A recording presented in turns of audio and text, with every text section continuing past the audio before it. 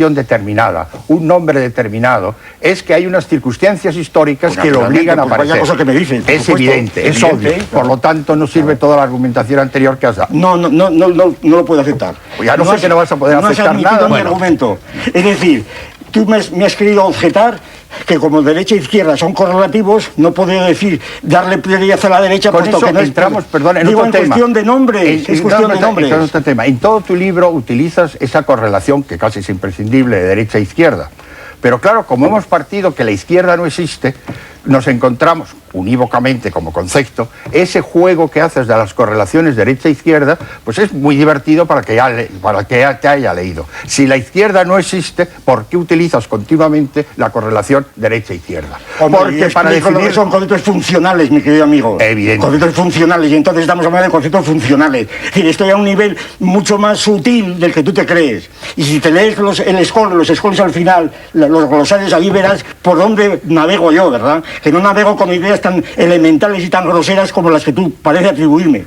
Evidentemente, no me digas cosas raras. No me digas cosas raras. No, te estoy diciendo cosas rarísimas porque viene en función de un libro que yo diría su defecto, aquí el libro lo podríamos llamar La miseria de la filosofía, otra vez utilizando el título de Marx sobre Proudhon, porque lo que intenta este libro es aprender los procesos históricos que se han realizado desde la Revolución Francesa hasta hoy con categorías lógicas.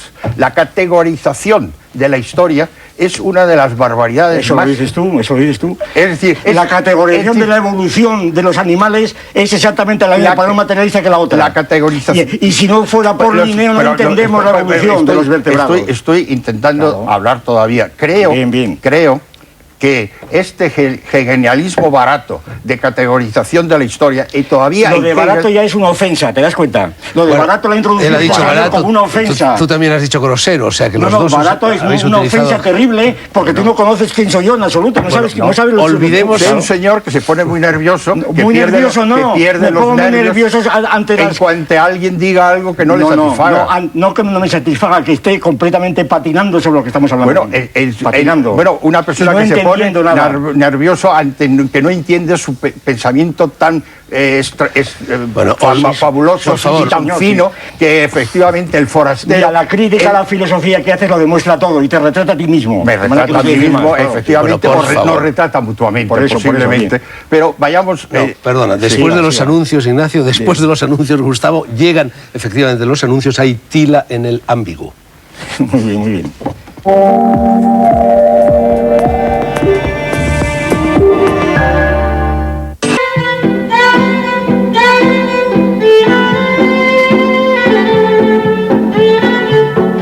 Gustavo Bueno, El mito de la izquierda, ediciones B. Está su autor a mi derecha y lo que digo no tiene ninguna connotación ideológica. Al otro lado, a mi izquierda, y tampoco eso tiene connotación ideológica, Ignacio Sotelo, catedrático de Ciencias Políticas en la Universidad de Ciencia Política en la Universidad Libre de Berlín. Sigue el debate y yo os rogaría que olvidarais los dos cualquier tipo de argumento subjetivo. Al fin y al cabo ha sido Gustavo Bueno el que ha hecho una crítica de la subjetividad al empezar el programa y que intentáramos ceñirnos en la medida de lo posible a lo que contiene el libro y a lo que del libro se deriva. Y bueno, ya que suele darse, y yo creo que es así, suele decirse que el igualitarismo, en fin, es la gran matriz y es el gran cauce por el que nace y por el que se expresa la izquierda, y teniendo en cuenta también que hay una crítica del concepto de igualitarismo a partir de la página 134 en el libro de Gustavo Bueno, a mí me gustaría que con brevedad hicieras, Gustavo, esa crítica del igualitarismo y luego que tú dijeras al respecto lo que haya que decir. Gustavo, el igualitarismo. Bueno, en dos palabras para que hable Sotelo. En dos palabras, igualitarismo es un concepto en principio lógico que utiliza la relación de igualdad. La relación de igualdad no es relación propiamente. La relación de igualdad es un predicado de otras relaciones. Que es el primer hecho fundamental que yo creo que hay que introducir aquí. Una relación de igualdad es el conjunto de relaciones que son simétricas, transitivas y reflexivas. Es el concepto lógico de igualdad. Por tanto, hablar de igualdad no tiene sentido si no se da el parámetro K de la igualdad. Igualdad en peso, en volumen, en dinero, en cultura, en talla, etcétera, etcétera. Y si no, no hay posibilidad de hablar de igualdad, como se habla. Si queremos la igualdad, da el parámetro, si no, no tiene sentido ninguno. Es un concepto funcional. Entonces, aplicada a la política, la igualdad, ¿qué quiere decir? Pues depende de los parámetros. Y por ejemplo, ya para terminar, porque esto es un tema amplísimo, como tú has dicho, pues para terminar simplemente me limito a citar, como objeto de discusión, pues el famoso programa de Gotha de Marx, cuando habla de a cada cual según sus necesidades, de cada cual según sus posibilidades, en donde la igualdad queda completamente reducida a una igualdad geométrica, que es lo que se discutía en los tiempos de Platón y Aristóteles, donde la igualdad es geométrica, es decir, es la desigualdad, es la igualdad geométrica que siempre, o proporcional, que siempre se ha llamado de derechas, naturalmente, pero que sigue siendo tan igualdad como la otra. Simplemente digo esto. La izquierda y la igualdad, Ignacio. El concepto de igualdad-desigualdad, en el sentido no lógico relacional, sino en el sentido histórico, surge con el discurso sobre la desigualdad de Rousseau. Y el tema es la distinción clara entre la desigualdad natural, que él llama, que es decir, los individuos que tienen parámetros distintos, unos son más listos, otros son más guapos, unos son más trabajadores. La desigualdad de los individuos es un hecho indiscutible. Y la desigualdad social, que no tiene que ver con la desigualdad individual o natural. Y el mito de la derecha es el supuesto que la desigualdad social es consecuencia natural de la desigualdad natural. Es decir, los más ricos y los más poderosos lo son porque son más trabajadores y más inteligentes. Bueno, y lo que critica Rousseau, y con ello inaugura el pensamiento igualitarista, es mostrar que no existe relación entre la desigualdad natural, evidente que está ahí, y la desigualdad social. Y lo que nos preguntamos son las causas de la desigualdad social.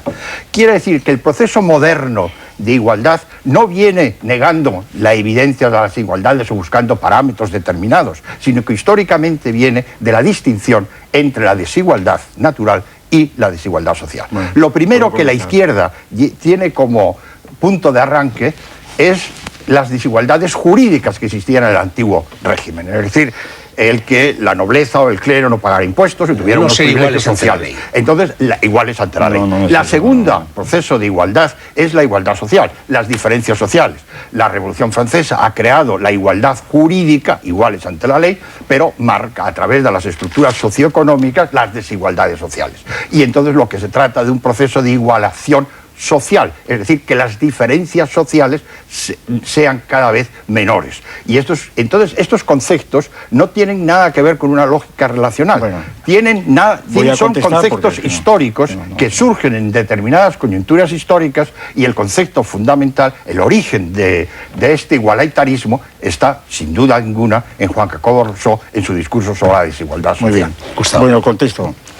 Esta dicotomía que hace Sotelo entre conceptos lógicos y conceptos históricos, a mi juicio, es completamente nefasta, porque es imposible totalmente, desde mi punto de vista, es imposible poder tratar la historia sin conceptos lógicos como la trata todo el mundo. Y de hecho, todos los conceptos utilizados por la izquierda han sido lógicamente envueltos porque ya no podrían tratarse, porque la lógica de otras cosas es la estructura de nuestro cerebro, de los cerebros de Robespierre y de Babeuf y de cualquier igualitarista que pudieras poner.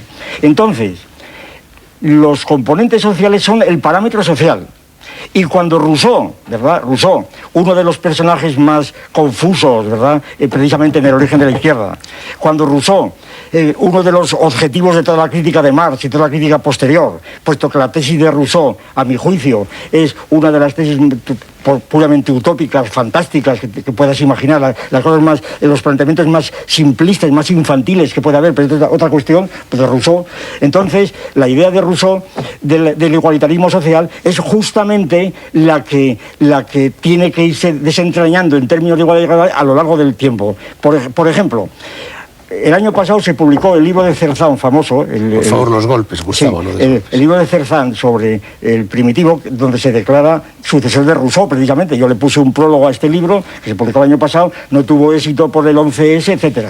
Quiero decir que los parámetros sociales son los que Rousseau da completamente sin saber absolutamente lo que tiene entre manos, ¿verdad? Con su doctrina del buen salvaje, del Emilio, etc.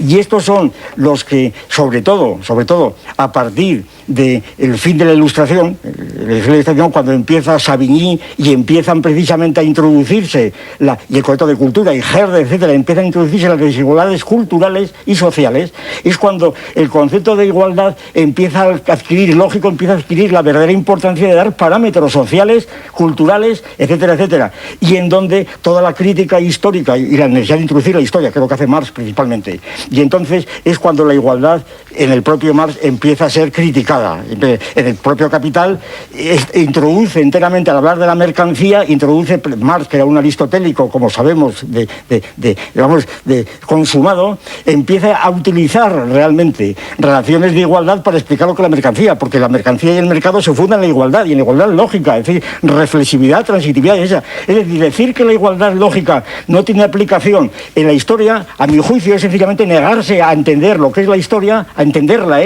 y sustituirla pues por una descripción más o menos amena, ¿verdad?, y confusa, como la que has hecho tú al principio. Bueno, Ignacio, responde, pero lo quería añadir... Es decir, lo lógico y lo histórico, si me lo permites, es exactamente lo que he llamado hegelianismo. Bueno, pero lo llamas tú. Eso lo he llamado así. Yo le llamo platonismo, aristotelismo, marxismo. Bueno, lo dejemos ahí. Segundo, el tema fundamental de Rousseau, que tengo otra idea de él, pero no vamos a entrar en él, es cuando muestra cuál es el origen de la desigualdad social. Pero no lo muestra. Efectivamente, el origen de la propiedad. Es decir, la idea rousseauiana es que justamente la propiedad, y aquel día nefasto en que Hugo dijo esto es tuyo y mío, la propiedad es el concepto fundamental sobre el que Rousseau basa la desigualdad social. Es decir, la desigualdad natural tiene unos elementos psicológicos, personales, caracteres, estructuras, y la